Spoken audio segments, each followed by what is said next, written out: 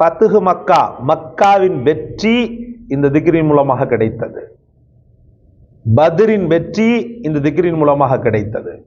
இதை எப்படி ஓதுவது? நிறைய பாவம் செஞ்சிருக்கிறோம் நம்ம. அந்த பாவத்தின் காரணமாக கூட நமக்கு வர இருக்கின்ற நியாமத்துக்கள் தடையாகி தொங்கிய நிலையில் இருக்கும். அதனால் நம்ம என்ன செய்யணும்னு சொன்னால், முதல்ல பாவத்திற்கான மன்னிப்பை சஜ்தாவில் கடந்து அழுன்னு அழுது அல்லாஹ்விடத்தில் கேட்டு பெற்றணும். அதுக்கு பிறகு சகோதரர்களே, அல்ஹம்துலில்லாஹ், குறைந்த பட்சம் 100 முறை, அதிகம் பாதிக்கப்பட்டவர்கள் 100 முறை, பாதிப்பே வரக்கூடாது என்று நினைக்கக்கூடியவர்கள், துன்பத்தின் சாயல் கூட நம் மீது பட்டுவிடக்கூடாது என்று பரிதவிப்பவர்கள் தினசரி 21 முறை ஓதி அல்லாஹ்விடத்தில் துஆ செய்ய வேண்டும். பிஸ்மில்லாஹிர் ரஹ்மானிர் ரஹீம். கண்ணியத்திற்கும் பேரன்பிற்கும் உரிய எல்லாம் வல்ல அல்லாஹ்வின் நல்லடியார்களே, இந்த யூடியூப் சேனல் வாயிலாக மிகுந்த சந்தோஷத்தோடு தாங்கள் அனைவரையும் வருக வருக என்று வரவேற்கிறேன். உலகத்தின் வாழ்க்கையில் துன்பத்தையும் இன்பத்தையும் கலந்த கலவையாகத்தான் அல்லாஹு தஆலா மனித வாழ்க்கையை வைத்திருக்கிறார். இந்த துன்பம் ஏற்படக்கூடிய நேரத்தில் ரப்புல் ஆலமீனுடைய நினைவுகளும், அந்த நினைவுகளின் வெளிப்பாடாக இருக்கக்கூடிய திக்ர்களும், அந்த திக்ர்களுடைய ஒட்டுமொத்த உச்சமாக இருக்கக்கூடிய துஆவும் துன்பங்கள் வந்தவடு தெரியாமல் ஓடுவதற்கு காரணமாக அமைந்து விடுகிறது. ஒரே ஒரு பேசிக்கை மட்டும் நீங்கள் புரிஞ்சுக்கன்னு சொன்னால், நம்மை விட கடுமையான முறையில் சோதிக்கப்பட்ட மக்கள் துன்பத்திலிருந்து எப்படி ஜெயம் பெற்றார்கள்? அவர்கள் துன்பத்தின் உச்சத்தில் இருக்கின்ற நேரத்தில் விரக்தியால் அவர்கள் உயிரை மாய்த்து கொண்டார்களா, அல்லது வேறு வகையாக அல்லாஹ்வுக்கு குஃப்ரியத்தான காரியங்களை செய்தார்களா என்றால் நிச்சயமாக கிடையாது. சையதுனா பிலால் ரலியல்லாஹு, அற்புதமான ரொம்ப உணர்வுபூர்வமான ஒரு சஹாபி, பெருமானார் ஸல்லல்லாஹு அலைஹி வஸல்லம் மீது ஆழிய அன்பு கொண்டவர். ஆரம்ப நேரத்தில் அவர் அடிமைத்தளத்தில் இருந்துதான் வந்தார்.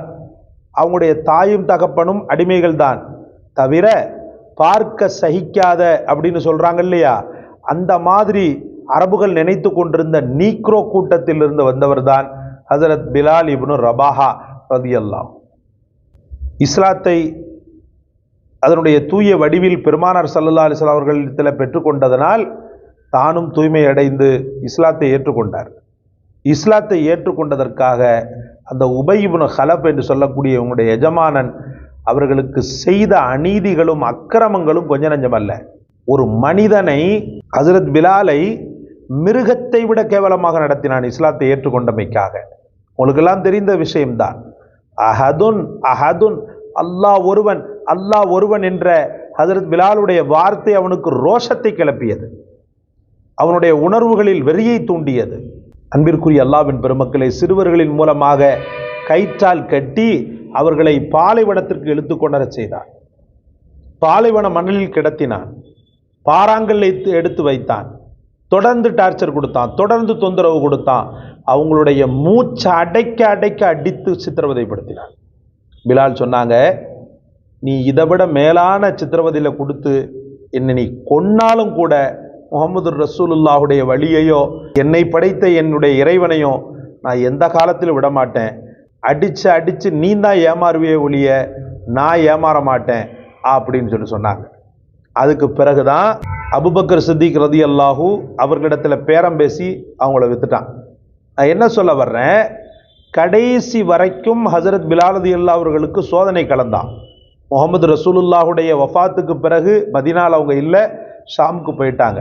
அப்போ இவ்வளவு துன்பத்தினுடைய உச்சத்திலும் அந்த அடியை தாங்கக்கூடிய சக்தியையும், அந்த அடியை மனோதிடத்தோடு ஏற்றுக்கொள்ளக்கூடிய பக்குவத்தையும் அவங்களுக்கு எது கொடுத்துச்சுன்னு சொல்லி பார்க்கும்போது அவங்க மொழிந்த அஹதுன், அஹத், அல்லாஹ்வுடைய அஸ்மாக்கள்,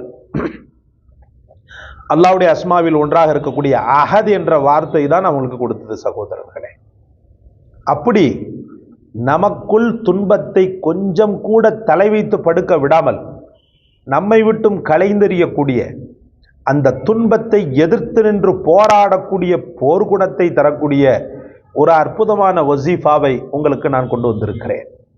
அன்பிற்குரிய அல்லாஹ்வின் பெருமக்களே, அல்லாஹுடைய திருநாமங்களில் ஒன்றாக இருக்கக்கூடிய யா ஹய்யு யா கய்யூம் பிரஹ்மதிக அஸ்தகீஸ், யா ஹய்யு யா கய்யூம் பிரஹ்மதிக அஸ்தகீஸ், யா ஹய்யு யா கய்யூம் பிரஹ்மதிக அஸ்தகீஸ், என்றும் உயிருள்ளவனே நிலை பெற்றவனே உன்னுடைய கருணையினால் நான் உன்னிடத்தில் யாசகம் கேட்கிறேன், எனக்கு நீ உதவி செய் அப்படின்னு பொருள்படக்கூடிய இந்த வாசகம் ஏதோ போறவங்க வரவங்க சொன்னதில்லை. உங்களையும் என்னையும் உருவாக்கிய முஹம்மதுர் ரசூலுல்லாஹி ஸல்லல்லாஹு அலைஹி வஸல்லம் அவர்கள் சொன்னது. ஃபத்ஹு மக்கா, மக்காவின் வெற்றி இந்த திக்ரின் மூலமாக கிடைத்தது. பத்ரின் வெற்றி இந்த திக்ரின் மூலமாக கிடைத்தது. இதை எப்படி ஓதுவது? நிறைய பாவம் செஞ்சிருக்கிறோம் நம்ம. அந்த பாவத்தின் காரணமாக கூட நமக்கு வர இருக்கின்ற நியாமத்துக்கள் தடையாகி தொங்கிய நிலையில் இருக்கும். அதனால் நம்ம என்ன செய்யணும்னு சொன்னால், முதல்ல பாவத்திற்கான மன்னிப்பை சஜ்தாவில் கடந்து அழுன்னு அழுது அல்லாஹ்விடத்தில் கேட்டு பெற்றணும். அதுக்கு பிறகு சகோதரர்களே, இந்த யா ஹய்யு யா கய்யூம் பிரஹ்மதிக நஸ்தகீஸ் என்ற இந்த அற்புத பதத்தை அல்ஹம்துலில்லாஹ் குறைந்தபட்சம் 100 முறை, அதிகம் பாதிக்கப்பட்டவர்கள் 100 முறை, சரி பாதிப்பே வரக்கூடாது என்று நினைக்கக்கூடியவர்கள், துன்பத்தின் சாயல் கூட நம் மீது பட்டுவிடக்கூடாது என்று பரிதவிப்பவர்கள் தினசரி 21 முறை ஓதி அல்லாஹ்விடத்தில் துஆ செய்ய வேண்டும்.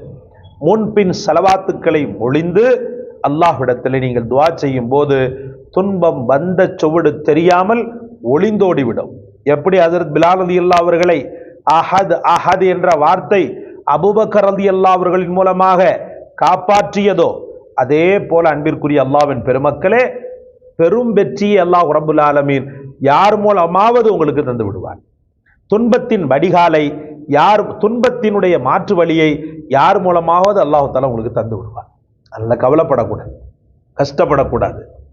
உள்ளத்துல எதை எடுத்தாலும் தோல்வியாயிருதேன்னு சொல்லி நீங்க கவலைப்பட்டீங்கன்னு சொன்னா, உங்களை நம்பி இருக்கக்கூடிய குடும்பமும் சேர்ந்து கவலைப்படும். தோல்வி வந்துருச்சு, கஷ்டம் வந்துருச்சு, கஷ்டத்தை தர்றது யாரு? வானுலகத்திலிருந்து தானே வருது. அதனால அல்லாஹ்விடத்துல கையேந்தி மடிப்பிச்ச கேளுங்க, அதிலும் இந்த திக்ரின் மூலமாக கேளுங்க. அல்லாஹு தஆலா நிரந்தர வெற்றியை தந்து நமக்கு ஒரு பெரும் மாற்றத்தை ஏற்படுத்துவான் என்பதில் எந்த விதமான ஐயமும் கிடையாது.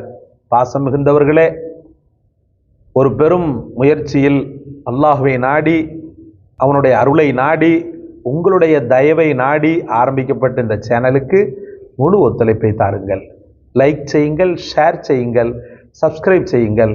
இந்த சேனலை வளர்த்து ஒரு மிகச்சிறந்த உத்வேகத்தை எங்களுக்கு தந்து நிறைய பிரயோஜனமான விஷயங்களை சமூகத்திற்கு நாங்கள் தர நீங்கள் ஒத்துழைப்பை தாருங்கள். இந்த காணொளியை நீங்கள் கண்டமைக்காக ஜஸாக்கல்லாஹ். அஸ்ஸலாமு அலைக்கும் வரஹ்மத்துல்லாஹ்.